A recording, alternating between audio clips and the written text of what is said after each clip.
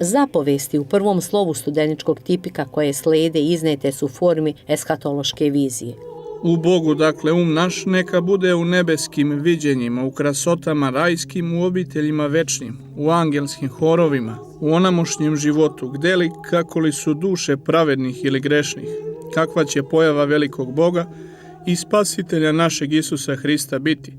O njemu preosvećenom slovo, nebesa će s hukom proći, vazdusi sažeženi će se raspasti, zemlja i ono što je na njoj i dela izgoreće. Kakvo li će tu svaka duša svojevrsno telo dobiti, kakvo li će biti zborište ono od Adama do svršetka veka, mnoštvo čovečansko.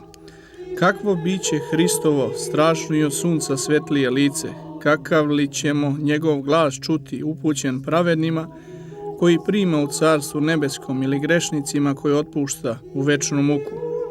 Ovo nam priliči, ljubljena bratio moja, brinuti i pomišljati u ovom živeti, jer smo van sveta, jer život na nebesima imamo, ovaj život mirno provodeći, nadu imajući da ćemo buduća večna blaga steći u Hristu Isusu Gospodu našem, zastupništvom presvete vladičice naše Bogorodice i dobrotvorke i molitvama prepodobnog i blaženog oca našega i ktitora gospodina Simeona. Ove reči Svetoga Save poučavaju šta treba monasi da imaju u svom umu. Radi se o posljednjim događajima, to jest o završetku našeg istorijskog toka. Kako prolazi obličje ovoga sveta, tako se približava drugi dolazak Spasitelja o kome piše Sveti Sava. On, to jest Hristos sudija, doći iznenada će. Njegovom pobedom nad Antihristom otpočeće večno carstvo Božije. Gospod će doći u slavi i mrtvi će vaskrsnuti, to jest ponovo živeti, tako nagoveštava i viđenje proroka Jezekilja. Dolazak Hristov i oživljavanje mrtvih oglasit će glas trube arhangela. Vaskrsnuće ljudi, duhovni i telesni, mnoštvo čovečansko, a vaskrsla tela nebeska neće biti podložna prirodnim potrebama, već će biti netruležna i besmrtna. Hristos će imati od sunca svetlije lice, pravednici će se upodobiti njegovoj slavi i u svojim telima zasijaće kao sunce. Sveti Sava piše o tome da će nebo i zemlja proći, to jest sadašnji materijalni svet sa vidljivim nebom i zemljom. Kako Sava navodi, sredstvo ove promjene bit će oganj. Obnovljen svet imaće nova nebesa i novu zemlju. Hristos će doći svečano okružen angelima i svetima da sudi pravedno. Sud vaseljeni će biti javan pred celokupnim kosmosom.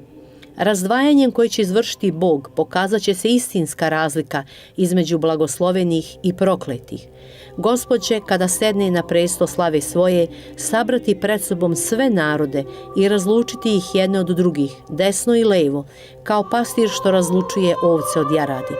Tada će Gospod reći onima što mu stoji sa desne strane: hodite, blagosloveni Oca mojega, primite carstvo koje vam je pripremljeno od postanja sveta, a onima s leve strane: idite od mene prokleti u oganj večni koji je pripremljen đavolu i anđelima njegovim.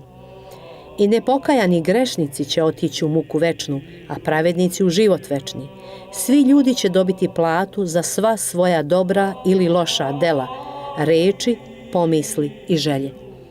Na sve ovo odnosi se Savina studenička poučna eshatološka vizija. Kako se ovom vizijom završava žitije ktitora Simeona Nemanje, zbog svega ranijeg rečenog o njemu i njegovom duhovnom nastrojenju, naš treba da je u bogomisliju obuzet sagledavanjem rajskih lepota, krasota i večnih boravišta anđelskih horova. Vizija govori o budućim događajima vaskrsenja mrtvih, to jest vaskrsenja čitavog čovečanstva za sud. Govori o tome da će se tim događajem desiti blagodatno preobražavanje, a s njim uspostavljanje kontinuiteta zemaljskog i nebeskog vaskrslog čovjekovog bića. Zbog svega toga Sava uči bratstvo da u svom umu unapred predstavi ovaj događaj, da monasi u bogomisliju sazrcavaju ovo preobražavanje, te da tako shvataju koliko im je bitno da odolevaju truležnim strastima. Time će postići da ovo umno sagledavanje već sada bude karika između konkretnog smrtnog monaha i onog koji će se u vaskrsenju vaspostaviti.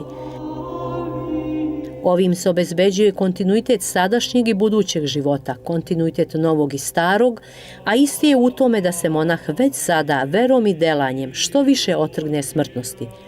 Ovako radeći, Savini monasi moći će da progovore o Carstvu Božijem, jer neće govoriti o stvarima o kojima nemaju znanje, već će svedočiti o onome što znaju.